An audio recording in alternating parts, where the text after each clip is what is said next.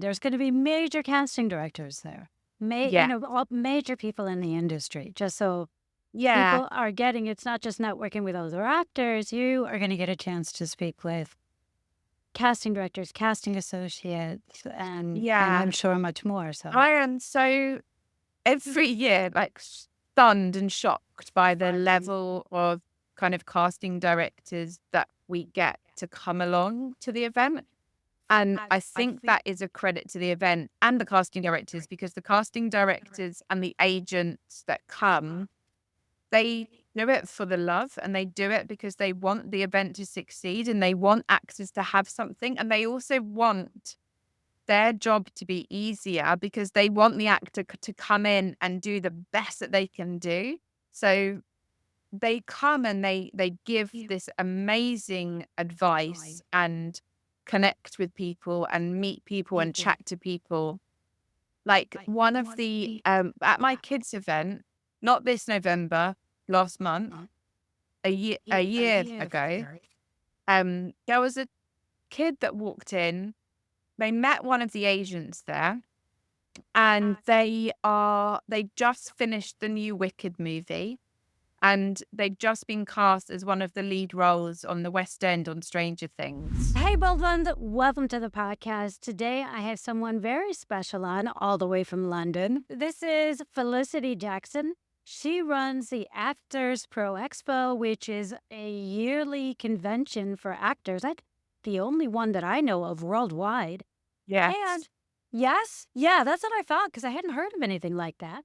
And she also runs something very similar. I'm going to let you tell me what it is again, for young folk who also Yeah. want to be actors. Felicity, first of all, just welcome, welcome, welcome. I'm super excited to have you on. First, maybe I guess finish that sentence that I wasn't able to finish. What is the Young Folks Actors Yeah. Pro Well, first Expo? of all, I just want to say thank you so much for having me on. I'm really, yeah, really honored to be asked, actually. So, yeah, thank you so much for having me. And I'm looking forward to our chat.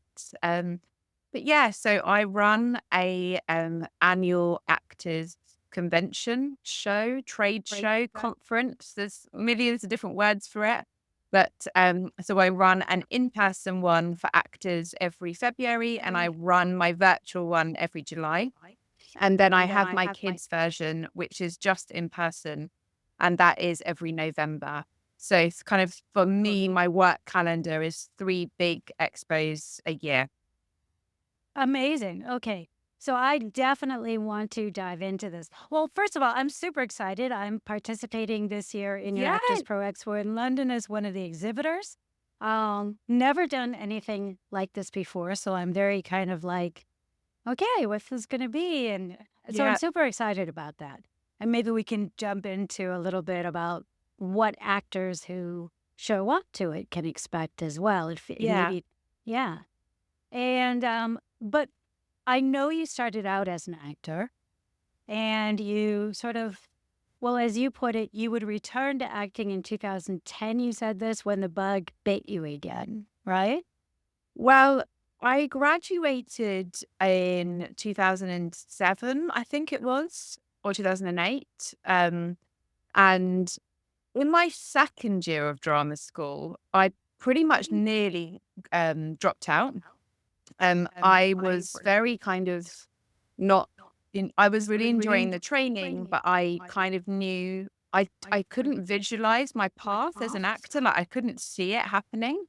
And the reason why I went to drama school was just that I really liked drama, and I went to such an academic school that it was like, oh, you like drama, you go to drama school. And so that I didn't have any awareness of like any other role within the industry at all. So Okay. in about my second year of drama school, I knew that I wasn't potentially going to kind of pursue it forever. But I was way too scared to drop out of drama school. I was like, "Oh, my parents will be upset. Like, I can't do that. I need to like finish the course." And I'm really pleased that I did finish it, and I had a really good time training. And then when I graduated, I kind of decided that I would just kind of do it for a bit. So I did about 2 or 3 years. I went over to LA. I did some more training there. And I really enjoyed it. It was great. I really kind of was actually kind of, yeah, enjoying the process of it all. And then I basically came up with the idea of this event that I was going to start running, which was just meant to be a one-time thing. I just originally meant to do one event, Right. and then I did that event, and I just really loved like the organizing, the running, like everything about it. And yeah, and then about a year into that, I was on a big TV show called The Apprentice in the UK. Um, and when that happened, I was just like, I think this is the time to stop with the acting and just really focus on this business and these doors that are opening for you. And so I took myself off spotlight, and I emailed my agent and I said, I'm gonna kind of step away now. And yeah, so that was kind of my decision process. And it was for me just about putting all of my focus into, at that point, one thing. Which is not always what I suggest to everyone in life, to just focus on one thing. But for me at that point, it worked for me. And yeah, like I was saying to you earlier, might return to it at some point. I really love Yeah. this industry, and it's not saying that I would never act again. But for now, it's not something in my kind of short-term plans. Right. Okay. So many questions. Yeah. So whenever I hear someone say that something isn't for me, I wonder, like, what were the signs for you? Yeah, That way, was it because I often find that, like, many people struggle with understanding what's the difference between fear and saying that, no, this is actually not for me. yeah, yeah, so true. I think when you start getting more excited about other things in your life than getting an audition or self-tapes, then that is a bit of a sign. That's a good Um, one.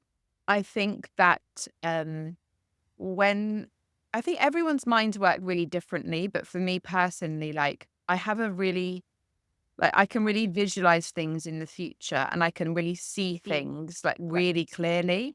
And when I can't see that thing that clearly, like it's such a sign for me that like that thing is not for you. So I think that was quite a big one for me. And then, and I felt like this at drama school, that people were talking constantly about like, you know, how much you've got to give up and how much you've got to sacrifice for this kind of career.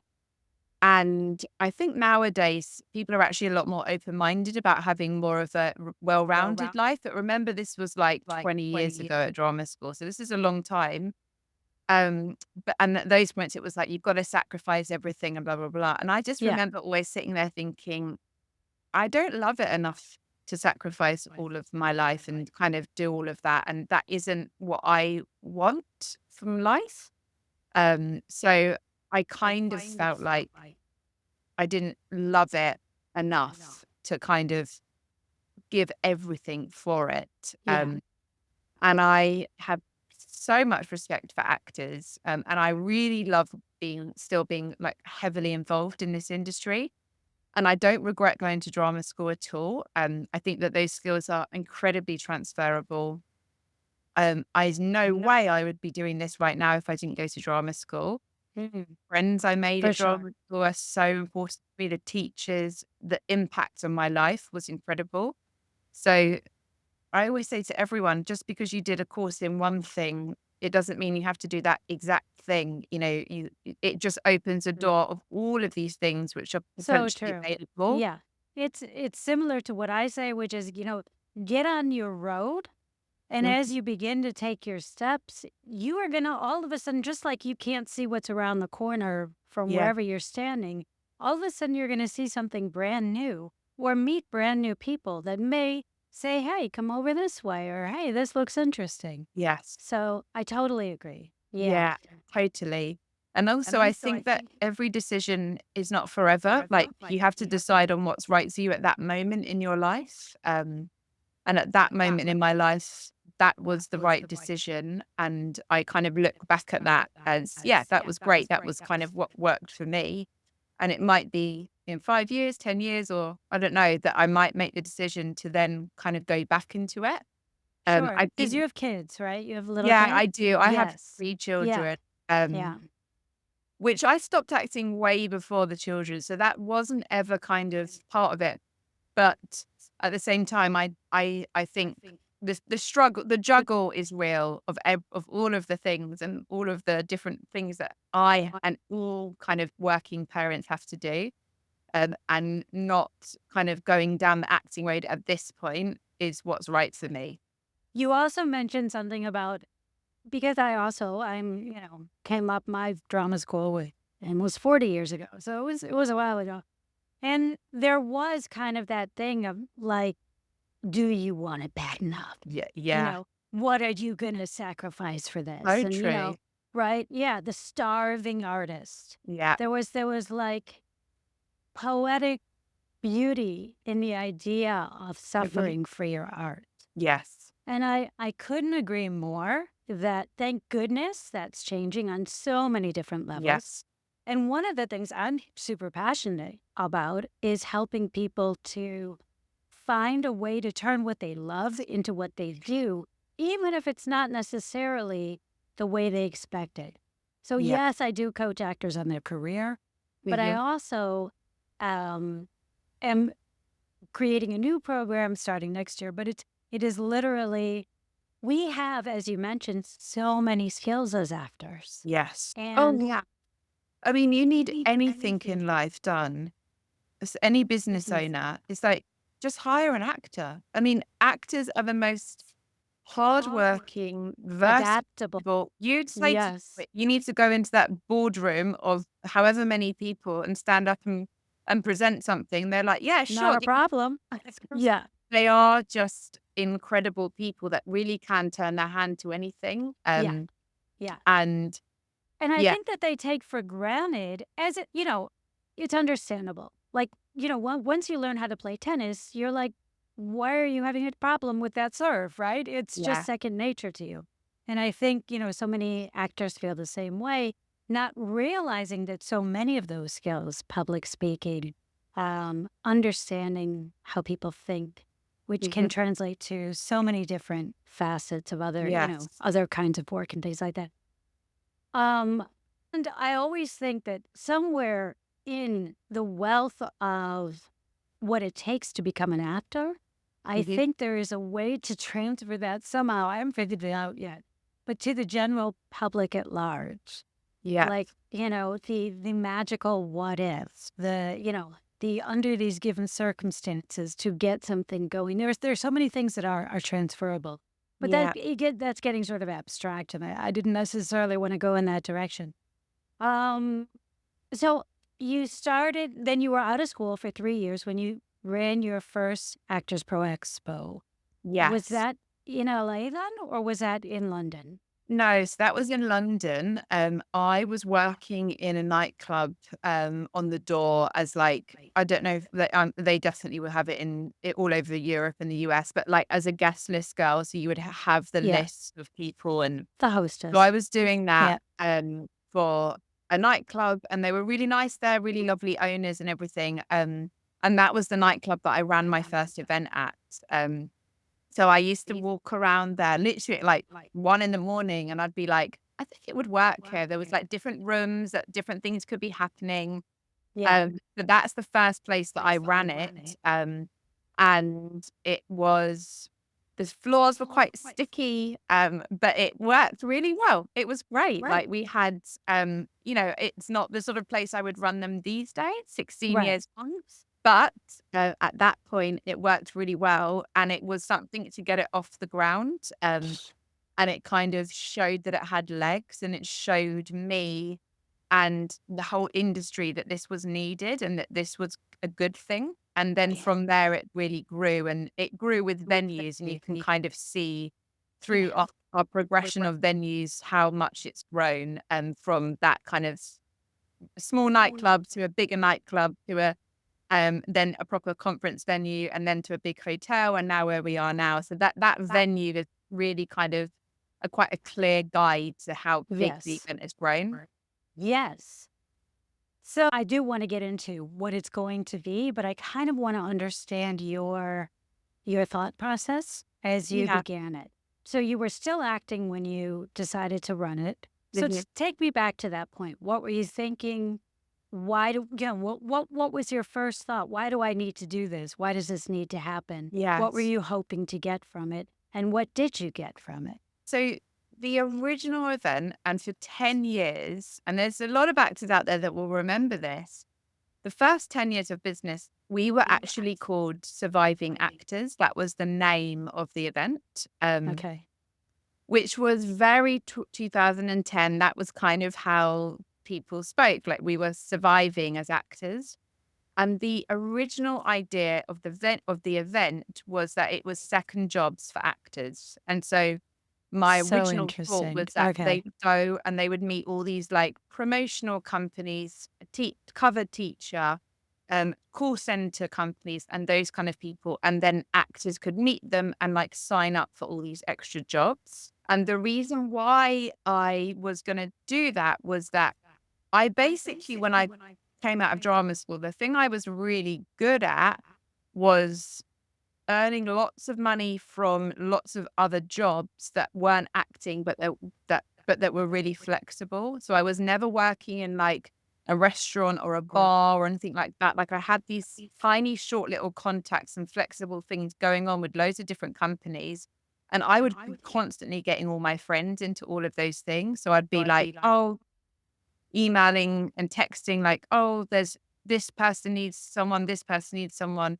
So I kind of had that thing going on with all these companies, and then so that was the original idea, and then I had a conversation with a magazine that isn't around anymore called um, the Drama Student magazine, I think it was called. The lovely Phil and Fabio from that company that were amazing, and they were like, "It's kind of depressing." You need to have more than just second jobs. Like you need to have like other things that is going to be of interest to actors. And that should be like one element of it. And that was a really good piece of advice. So we kept that as an element, but then we invited like photographers and showreel companies and spotlight and equity and casting websites and made it a bit more well-rounded for actors. Yeah. And so that was good advice, which I kind of took and then turned it into what it then kind of became on that first event. And then all of those elements of it kind of really grown. Like everything we did at the first event, we still do now. It's just on a much bigger kind of um a bigger scale. Okay. So you're still also a headhunter for actors in a sense, or No, no. And to be honest, I never was a headhunter. It was more just friends. Like I used to kind of be putting my friends in contact with people. But I would say that that is definitely something which I've always maintained doing, and I've always really liked doing, is putting people in touch with other people that are really good. So yeah. like connecting people. And I think that that is what the event really is. Like there's loads of organizations that I really love and that I think the actors would really love, but not just organizations. That we also have loads of acting agents that come, and then actors will come and do the audition, and they'll then get an agent. We have the career mentoring, and then just the networking between actors. Like I get so many emails after the event from people, and they're like, "Oh yeah, just to let you know, I met this person, and now I'm doing this, or I've got a new agent," or like there was a whole group that met somebody that then they all went to Cannes Film Festival together after the last one, and they've emailed me saying like, "Oh, we're all coming back to this event in February."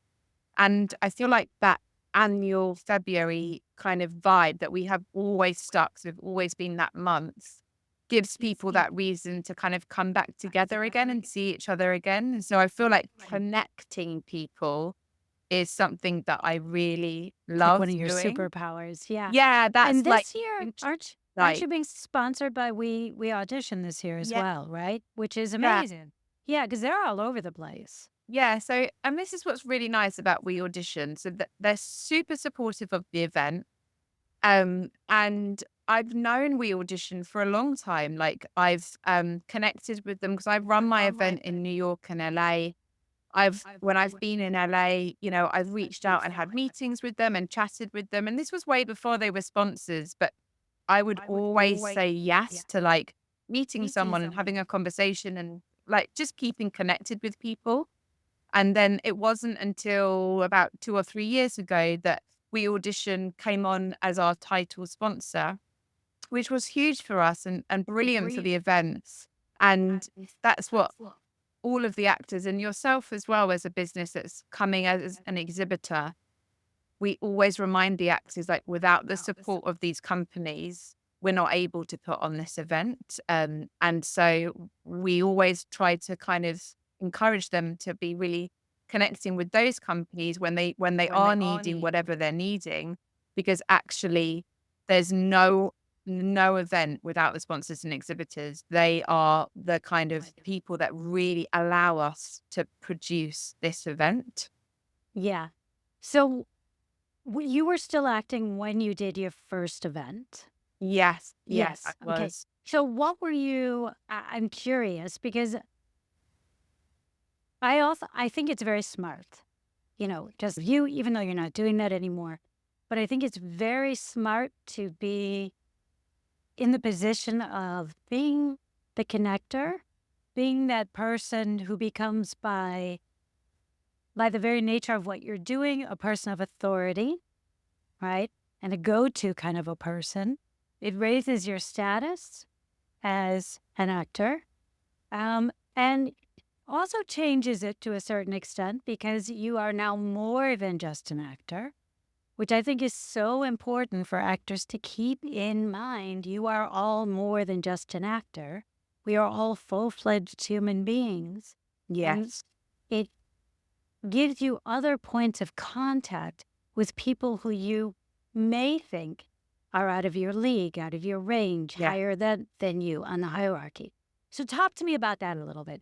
What was their thinking with that? Did that even cross your mind, or was it just a happy coincidence? And what did that look like in reality? Yeah. It's so funny that you say that because people always say like, "Oh, you know, all of the casting directors, like all the big agents. Like, surely that was amazing for your acting."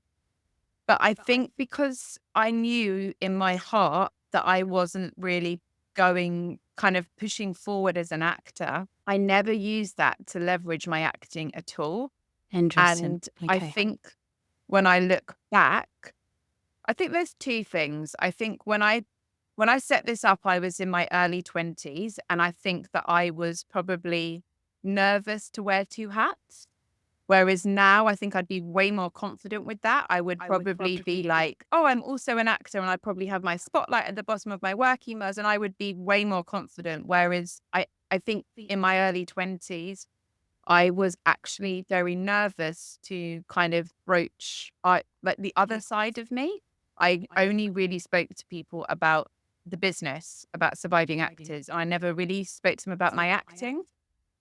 So I think that one thing is that I probably was just a little nervous when I was in my 20s, early 20s, to kind of broach that.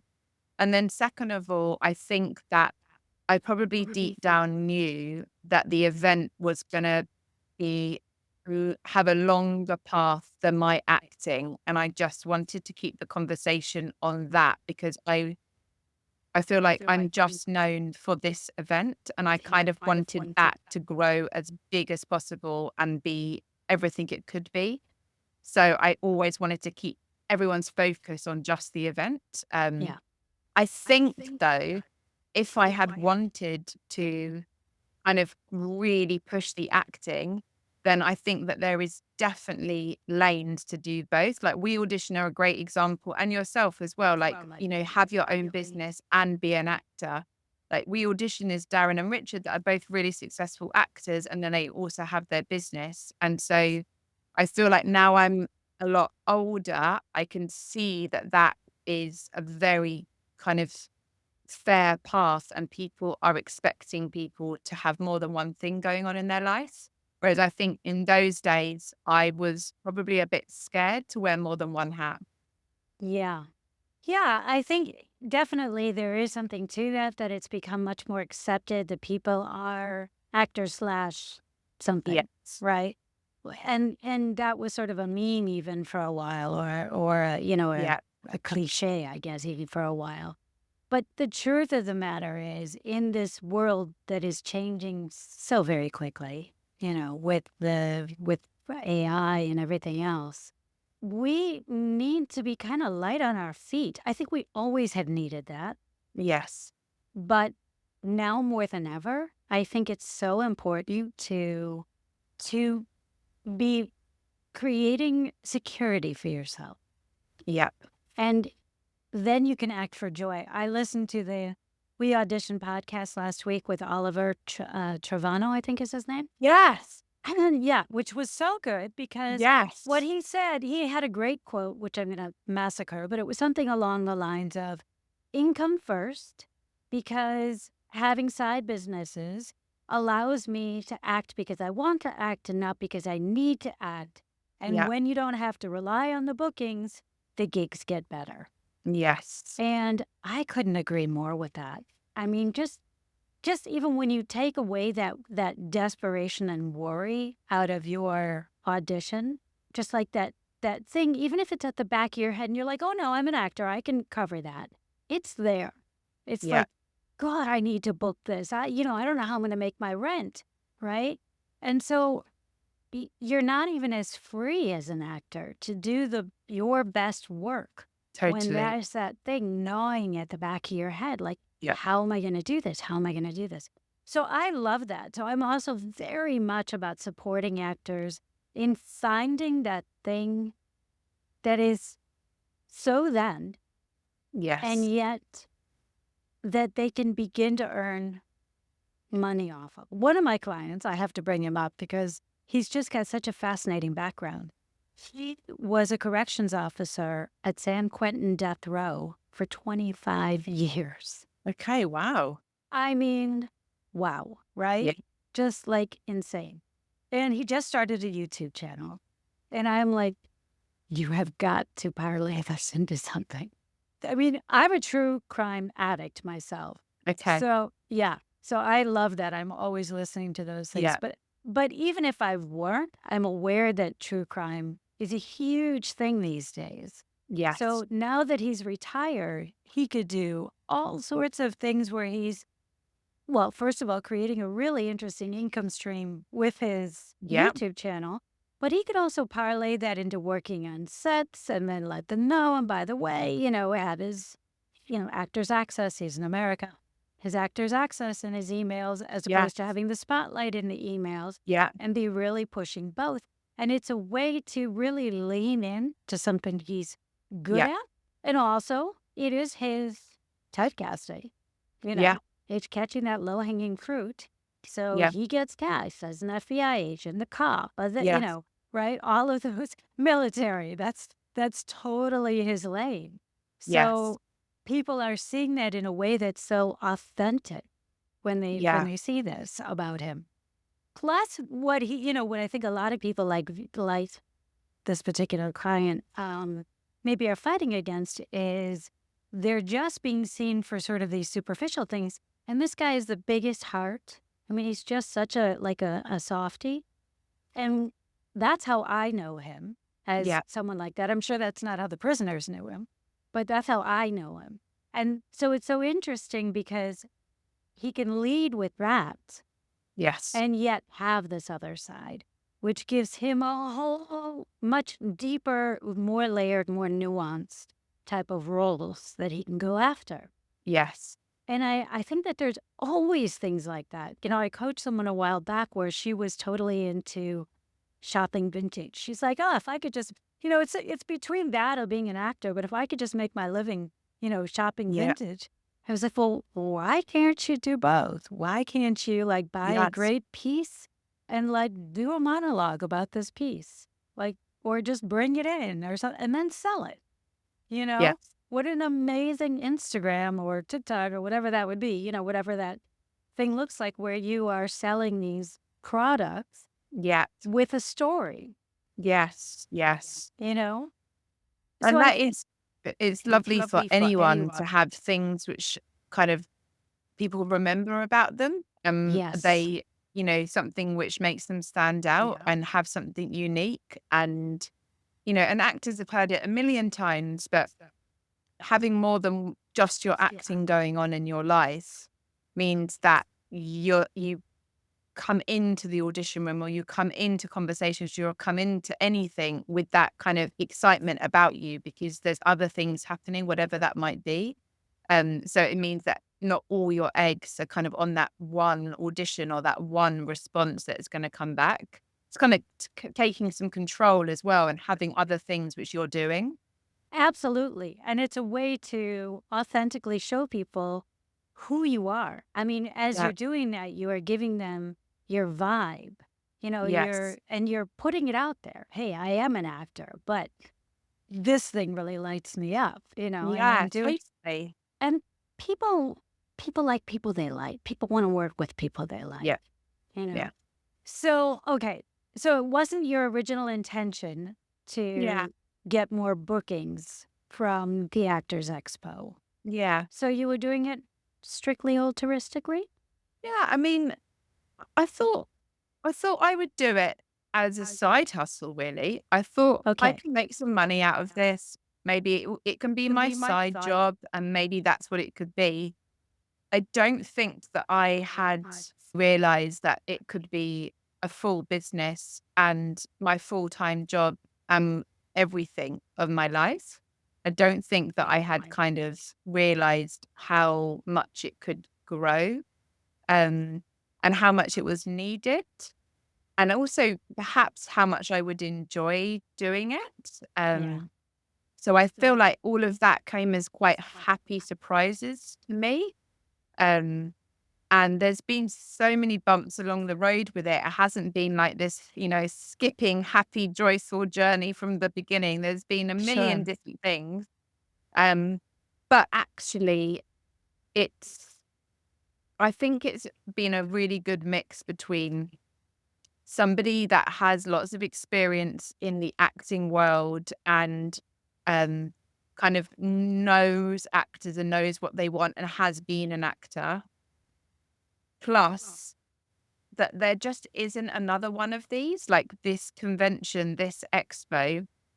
And there have been ones that have popped up over the years. So it's not that I'm the only one that's ever done this, but we are the longest running expo of its kind, as far as I know, in the world. I think so too. Yeah. Yeah, there Yeah. isn't, there has been like pop-up things that have done like, random things, but not like a long running one like Yeah. we have.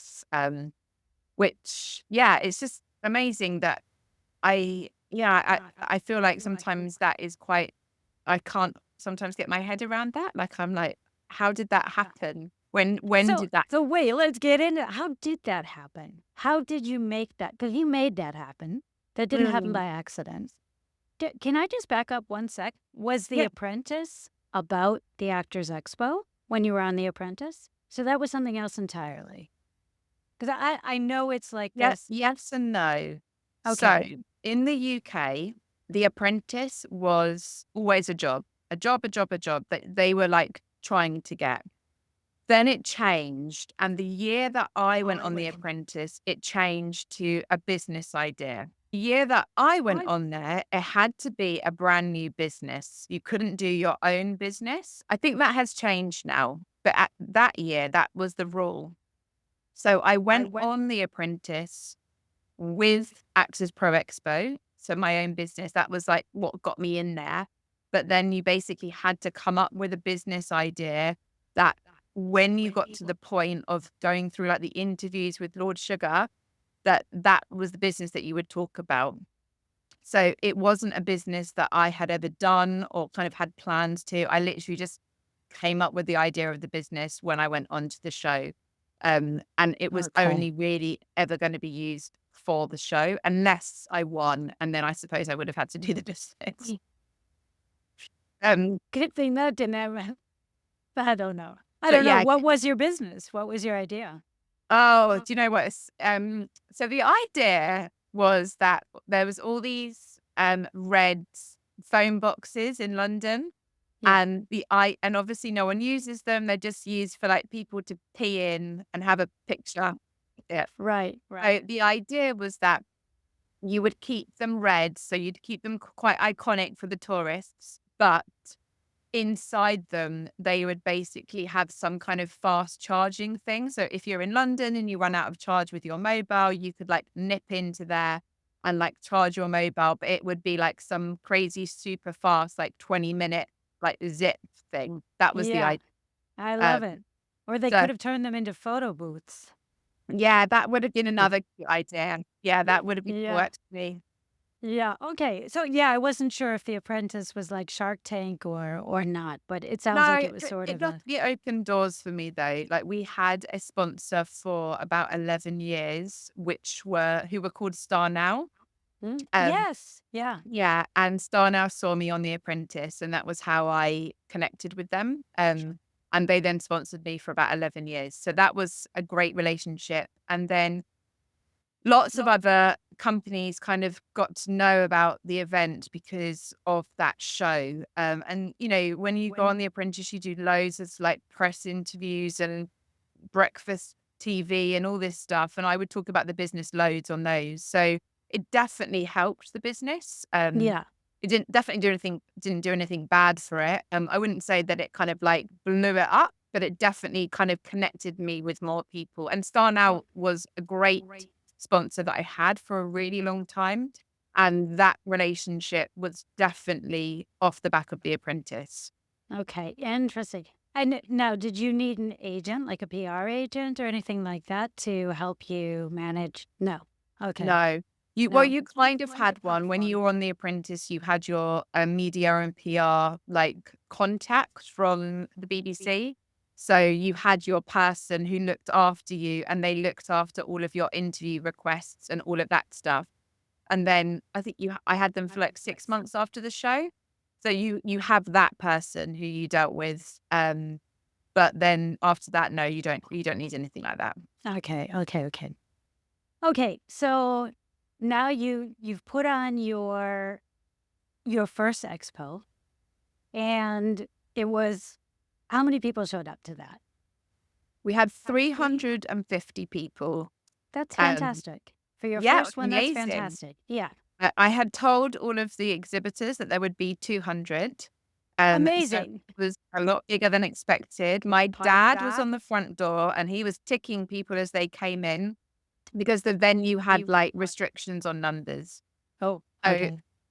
he was ticking people, and yeah, it was 350 for the first year, which was a lot bigger than we expected. And yeah, it was amazing how it had flown, the kind of word in the news about the event. And was this mostly because of The Apprentice as well, do you think? Or was this were No, you, like, doing no, because organic marketing? yeah, no, definitely. Well, I mean, I didn't film The Apprentice until about 2 years after I'd done my first event. So it definitely wasn't that. It was, in those days, it was a lot of Facebook stuff. We had an article on the stage, they'd written about us. I mean, just a million emails to drama schools and just knocking on everyone's doors to let them know. But I think in those days, it was a lot of Facebook. I think that that was probably a big thing for us. I Yeah. remember spending a lot of time posting on different Facebook groups and stuff like that. But it was different. Marketing then to marketing now an event is different because nowadays is so much easier to kind of get your event in front of people's eyes. Nowadays, there's so much in people's eyes on their phones and social media and everything that it's hard to make them remember you and like kind of take notice. Yeah. That's So interesting. Okay, so let's stop there for a sec because I think this is something maybe there's a takeaway because it goes for actors too, right? How do you yeah, stop and make people remember you? So yeah. is there anything specific that you've learned around that? I think that with my own event, I've learned that it's much more about quantity. So we basically need to be continuously posting, continuously sending out content and flyers and all of the things that we do. because I believe that the more people see us and the more people see the event in various different ways as well, I think that's really important, that people see it perhaps from a flyer, a conversation with someone, a reel on someone else's Instagram, our own newsletter, our own post on TikTok. And so they're seeing it in lots of different places, but Yeah. that we're as consistent as possible.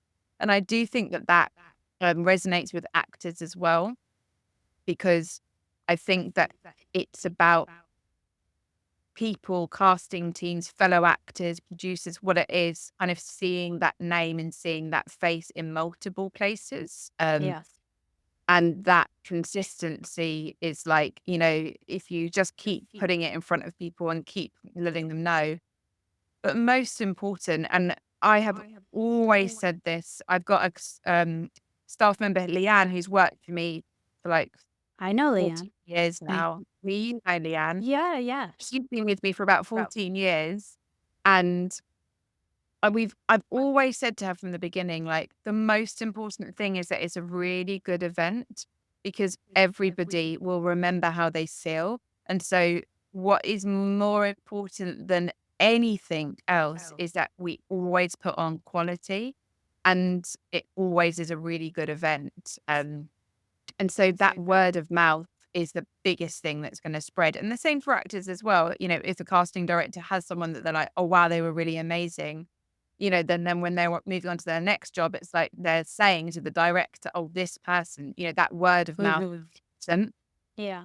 Now, do you focus strictly on organic marketing? So, or are you also paying for Facebook ads, Instagram ads? So we pay for, this is relatively new to me. So my 2000 and, well, we're now 2000 was my first time doing paid to Yeah. ads. So I did that for the London event last year. And it was very successful for us. It was good. I used a specialist that ran it for me. I didn't do it myself. Um, and I often do that with a lot of things. Like, if there's something which I do not have the knowledge on, I will outsource that. So smart. Yeah, like Yeah. I'm not going to waste my money on Meta when I And don't know time. what I'm doing, Yeah. and time. Yeah. So it was really successful for us. It was good. Then at my kids event that I just did, we did Meta ads, and we also did TikTok ads. The TikTok ads for us weren't as popular. We didn't see the return on them as well. Um, but I had one post about the event which went viral. Well, it's probably not viral, to be honest. It was like 100,000 views. And it was all about the event. And a lot of people on our kind of feedback forms had seen that post, and that was fully organic. There was no paid in that. So I Yeah. don't know whether or not TikTok, I just haven't learned, or maybe perhaps the person that I used didn't do the advertising, or maybe the AdWords didn't. I don't know, but I know that for us, the Facebook and Instagram, the Meta ads was very successful last year, and we are running ads at the moment. People have probably seen them all over their Instagram.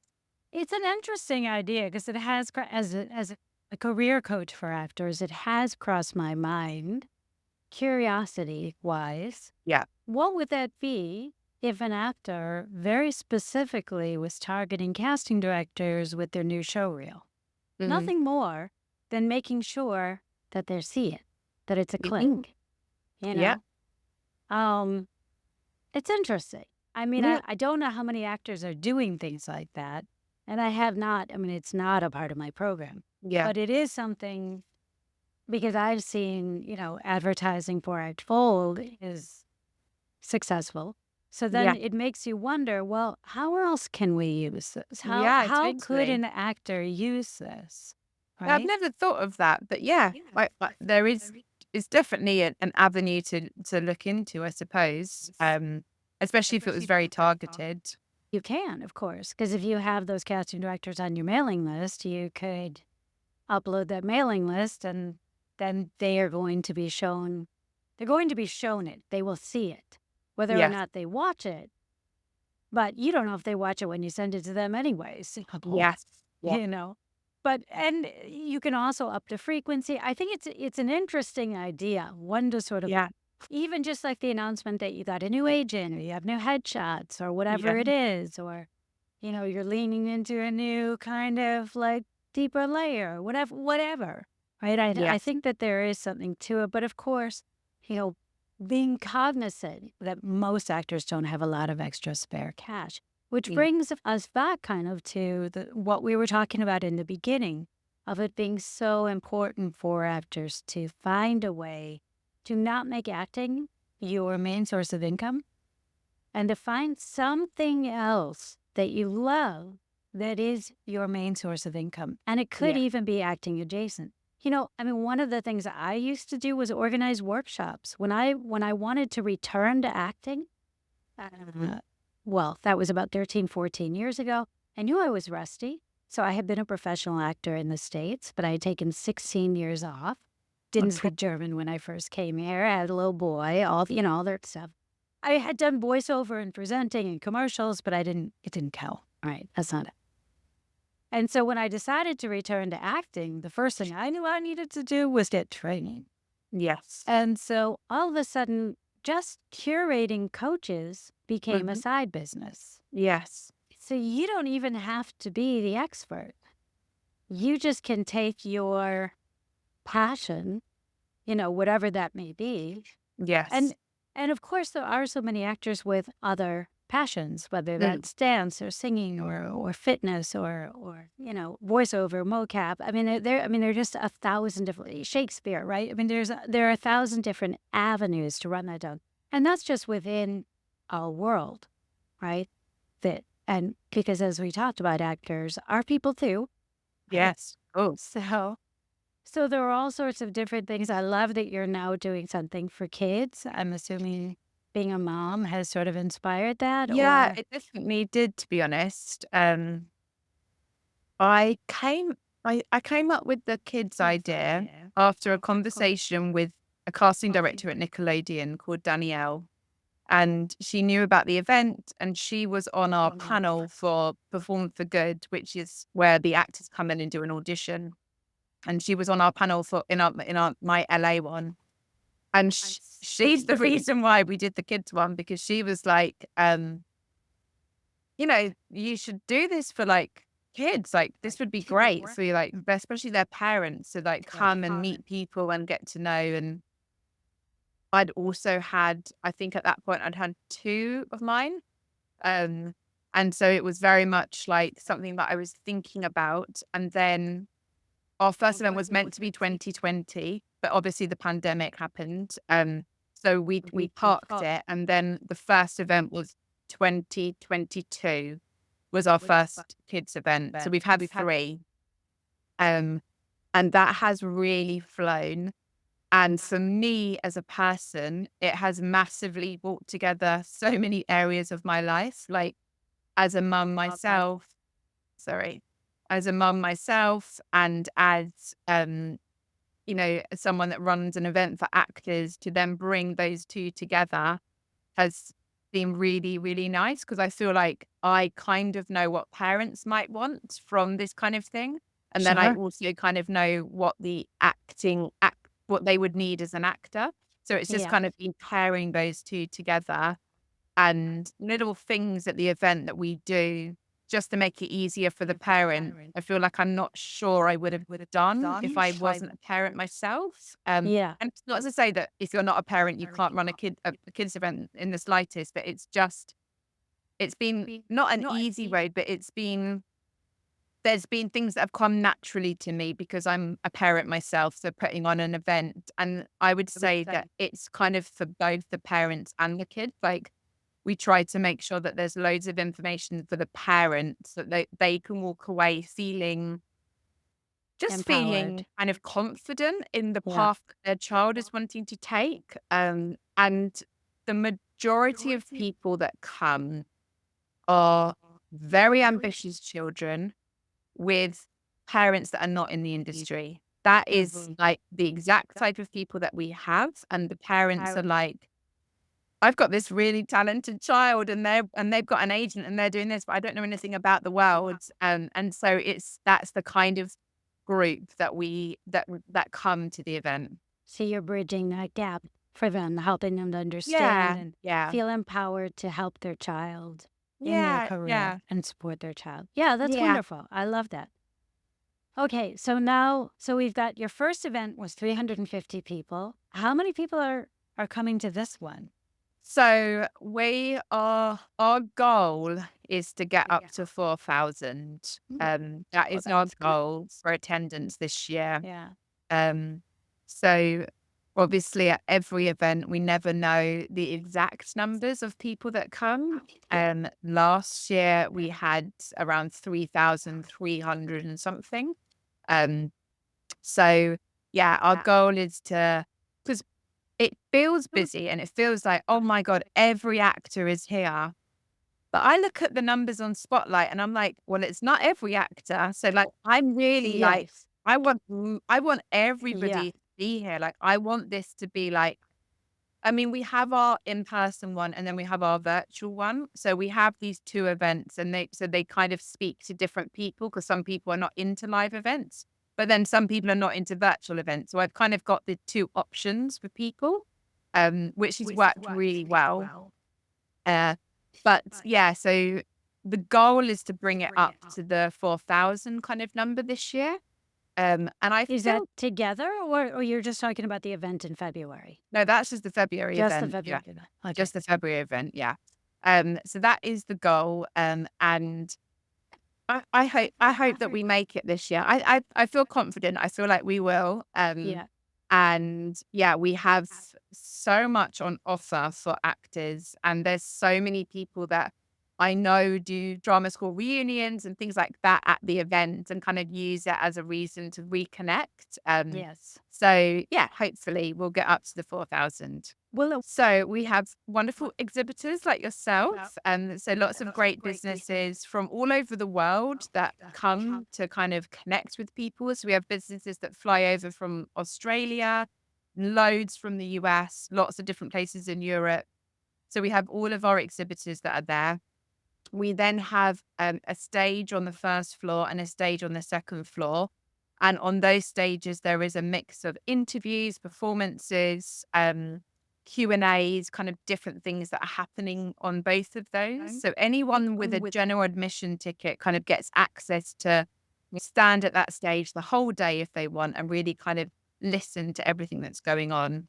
We then have 5 different seminars and workshop rooms. So we have a huge range of different kind of topics, seated seminars, active workshops, screen acting, theatre acting, career development, mental health, musical theatre workshops, singing stuff. So there's a huge kind of range of different things. Then we have our Perform for Good rooms where people come and audition for a panel of casting directors and agents. And we raise money for our charity, which are called Acting for Others. We have dedicated networking, which is free to sign up to, which happens throughout the day. So we have 4 different kind of sessions that people can go to. And then we have and our can I one, just stop you just so people understand? There's going to be major casting directors there. yeah, All major people in the industry, just so yeah, people are getting it's not just networking with other actors. You are going to get a chance to speak with casting directors, casting associates, and yeah. I'm sure much more. So I am so every year like stunned and shocked by the level of kind of casting directors that we get to come along to the event.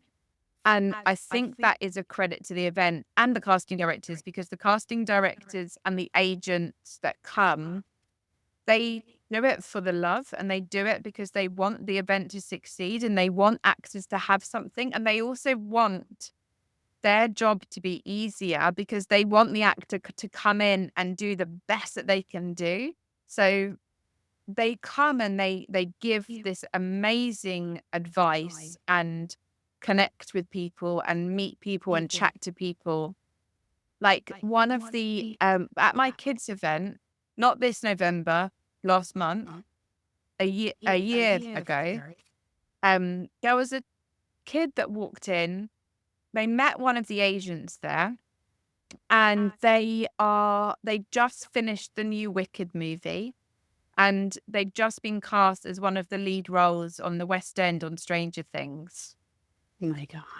We Just had for meeting someone at the, yeah, and just okay, for meeting amazing. someone. Yeah. And do you know what it was? They'd emailed them before, and then they met them in person, and they tapped them on Yeah. the shoulder, and they're like, "Hey, it's so Me. and so. Okay. I've emailed you. You know, like here I am." And then they had a conversation, and that's what's really, really great. And I always say that, like, to any actor, when you're going to an event, if there is someone at that event that you really want to connect with, not just my event, like a film festival, whatever it is, pre-email, like email them beforehand and be like, "Hi, I know that you're going to be at this.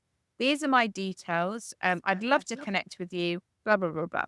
Because then if you do see them at the event, then it's like, "Oh, hi, I actually emailed you. This is my name." And so they kind of know you a little bit beforehand. It's so normal these days for people to email after an event and be like, "Oh, thank you so much. It was great to meet you." But I always think that you're better to email before the event so that they kind of have a warmness of knowing kind of who you are and what you are, especially if you get an audition slot for Perform for Good. When you go into the room and you're in that audition room, if you've emailed them beforehand, then it's like, "Oh, here's that person." Like, as long as you look like your headshot, that's the Yes. one rule. A little caveat there. As long Yeah. as you look like Yeah. your headshot. So make Yeah. sure you attend the Yes. event. I always say to people, attend the event in the same clothes as your headshot. Try and look exactly like your headshot, because if you're going to meet someone and then you're going to send them your spotlight afterwards, and that main picture, and they've met hundreds of actors on that one day, they want to know who you are and they want to be reminded who you are. So try and look literally exactly like your headshot. I mean, like clothes, hair. Yeah, yeah. We'll respond afterwards, and it's all caught up in the jumble of all of the people they Yeah. met. Whereas this is really a way to stand out beforehand. And whether you actually meet that person or not, you can still follow up afterwards. So it gives you, like, a 1-2 punch. So I love that advice. That's excellent. Um, do the actors who attend, do they get a list of the casting directors who are planning to be there? What does that look like? That's all on our website. So you can click on the speakers. There's like a link on our website where it's Oh, like okay. 2025 speakers, and everyone's on there. Like, you're on there, and then you can click on the speaker, and then you can click on there, and it will show you like what seminar that they're running, or if they've got an exhibitor booth. So you can do your research beforehand and have a look. And, we've linked like websites and IMDb profiles and things like Yeah. that. Yeah. So you can see all of that beforehand. I love that. I used to see, hey, there was a group of actors I would go to the film festivals with, like the Yes. Berlinale or the Munich. And I was always only half joking that we should have flashcards with the Yep. casting director's face and Yep. name, or the director or the producer, whoever it is, so that when Yes. you do see them, because I'm terrible at that stuff, that it's top of mind, it's Yes. still there. So I Yes. still think somebody needs to like bring out like a deck of cards. We've got like baseball cards, right? With the casting directors, things of like a flashcard. So what are, like, just off the top of your head, 3 great tips for networking besides that amazing tip that you just gave at your Actors Pro Expo? I think it's actually a lot about what you've already said about having lots of other things going on in your life. So that, and it's so normal for it to be a quiet time with acting or auditions and things like that. But so when you meet someone and they're like, "Oh, what have you been up to?" or something like that, you're able to say, like, "Oh, I'm writing a play, or I've been doing a reading, or I just trained as a masseuse," or whatever it is, that you've basically got interesting, exciting things to always talk about. And I think that there's a level of confidence in that as well. Like, some people are naturally very talkative. Like, I've always just been like, that, and that's the thing for me. Yeah. And if anything, I sometimes when I go to networking events, like in my head, for me, my little rule is try not to talk too much, like try to ask questions, make sure that you're quiet in the conversation, because I would naturally just talk. Whereas some people might naturally be very, very quiet. So it's kind of about knowing what you are and what you need to kind of remind yourself on. So for me, I have to check myself to not over talk and listen and get other people to talk. Yeah. And some people need to remind themselves to kind of speak up and make sure that they're remembered and that they're talking. So I think it's about knowing yourself and kind of having a little pep talk with yourself beforehand. Yeah. But having things to talk about in terms of your own life and personality and positive things is really important. Asking questions because people like to talk about themselves. So asking questions to those people, but things which are not like, what acting have you been doing? Or what jobs have you had this year? Which might make someone feel a bit bad. Um, Kind of trying to have other conversations with people where you know they're going to be able to have like a good response. Like, have you been to any good casting director workshops this year? Like, has there anything, is there any good social accounts? Like, people like to feel knowledgeable, so they like Yeah. to share. So I Any think that's good really Netflix important. tips, something like Yeah, that even. exactly. Yeah, Any good TV exactly. shows that you've Yeah, seen recently, and it's nice to feel like someone's asking for your advice. for sure. So I think that's a really good tip. And then my big one, which I've always had to do, is that I'm really, really bad with like details and things like that. So someone will tell me something and I'll be like listening and I'm like, that's a great tip or that's a great whatever. And then the next day I'll be like, it was something about this and I need this. And so like for me, like I'm a notes girl. Like I will be like make an excuse, go to the toilet and I'll like write little notes about what they've said and, remind myself of names and things like that. Um, so just acting at that time for yourself and writing little notes on your Yeah. phone of something that they might have said that's important or names or whatever it is that you've met with someone. So Because good. Yeah. otherwise, if you just wait for the next day, It's it's just, gone. it's just, Absolutely. I could not agree more. I always use my notes for the yeah, same thing. I think that, you have it there, use it, right? And totally. you don't need to try and rely on your memory. If you remember it, great. But you'll probably remember it even better if you write it down. Yeah, You know, absolutely. excellent. So this is a question that I ask everyone on the show. You may have already answered this, but let's see what you say. So the name of the podcast is Act Bold. So name a time in your life when you acted boldly and something wonderful and unexpected came from it. Okay. Um, in about, I'm not 100% sure of the year. I'm going to say 2017. I was running the event in Manchester and the day before the event, we went to see the venue and there was a major issue with the venue and they weren't able to put the event on. And the venue were like, we're going to have to do it here, but we're going to have to make all these changes to the event in order to make it happen. And I was like, we just can't do that. Like we have to do something. We have to change this. And we sat down, Leanne and I, in a hotel room, and we rang every single venue in Manchester that you can think of, everyone and anyone. And within about 3 hours, we had a brand new venue and we'd changed the whole event from this one venue that were actually being really helpful to the original venue. To be fair to them, they were trying to help us, but it just wasn't going to work to this new venue. And I felt like that moment, both of us were just like, we are running the event. We're not making any changes apart from the venue. That we're not going to make this smaller. Compromise. We're not going to Yeah. cancel the people. We're not going to change the seminars. Like there's non-negotiables here, and those were non-negotiables. And it was the rest of my life, I will never get over being able to change so much in such a short period of time. But it was about having a strong belief that this is going to be okay. We are going to do this.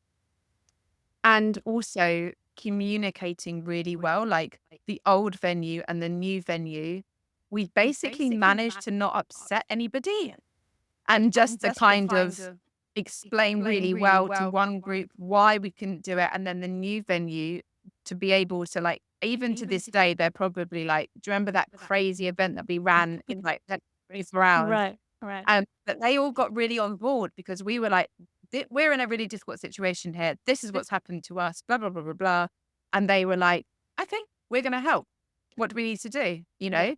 And so it's kind of sometimes about having a strong belief, having that vision that you know it's going to be okay, and then just communicating and getting other people to help as well, and not kind of keeping it all into yourself. Like what I was saying earlier about the meta ads, like I will just use someone that knows what they're doing, and always kind of reaching out and being So honest. don't be afraid to ask for help when you need Yeah, it. I think Yes. that's a Yeah. big one. It's not And what for me, afraid. the biggest takeaway that I'm getting from this is you never said, oh, okay, it's not going to work. I better call everybody and cancel. You said, oh, no, it's going to work. I just need to figure out how. Yeah, And, totally. and then you went about trying to figure out how. And Yes, that there is always magic in that. 100%. Yeah. Yeah.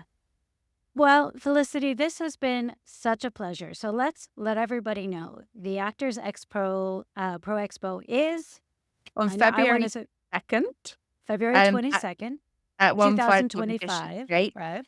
Yes, which is in London. And we're just by Liverpool Street Station, 2025. And yeah, tickets are available at the moment. You can meet Anne as well, so everyone will be able to say hello to you.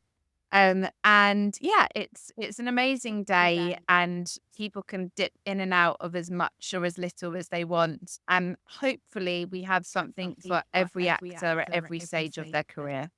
Amazing. I love it. And just as a last thing, I will include the link down in the show notes. But where can people go right now if they want to take a look at the Actors Pro Expo Yeah, and so buy it's their tickets? actorsproexpo.com. Okay, that makes it easy. Super simple. Yeah. Felicity, this has just been such a pleasure. And All where right. can people get a hold of you?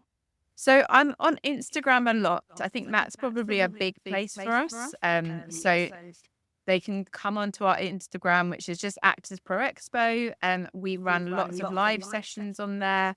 We do loads of different reels and all sorts, and my DMs are very open. I have people messaging all the time asking, can you recommend a voice coach? Can you recommend this, this, this? And I'm always kind of just messaging back and connecting with people. So I think that is probably the quickest way for people to reach out. Okay. I mean, you know what? I actually do have one more question. So I think because people hear that the Actors Pro Expo is in London, they Yes. may think it's just for the people in the UK. So make an argument for why everybody else should go. Yeah, I mean, we have so many people that come from across Europe, mostly, to the event. I think there's one simple reason, which is just that it doesn't exist anywhere Yeah. else. And that it's so nice to connect in person. It's amazing how much in-person events have grown since the pandemic and since COVID. And I think that that is because people have been reminded how nice it is to be in person Yeah. and to be there and connect with people.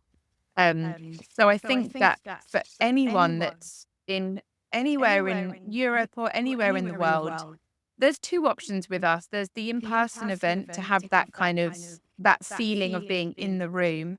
But then we also have our virtual one in July, because I'm very aware that there are costs to coming to London if you don't live here, and that actually it's not for everybody to kind of jump on a plane and get a hotel and all of that. So we have our virtual one as well in July.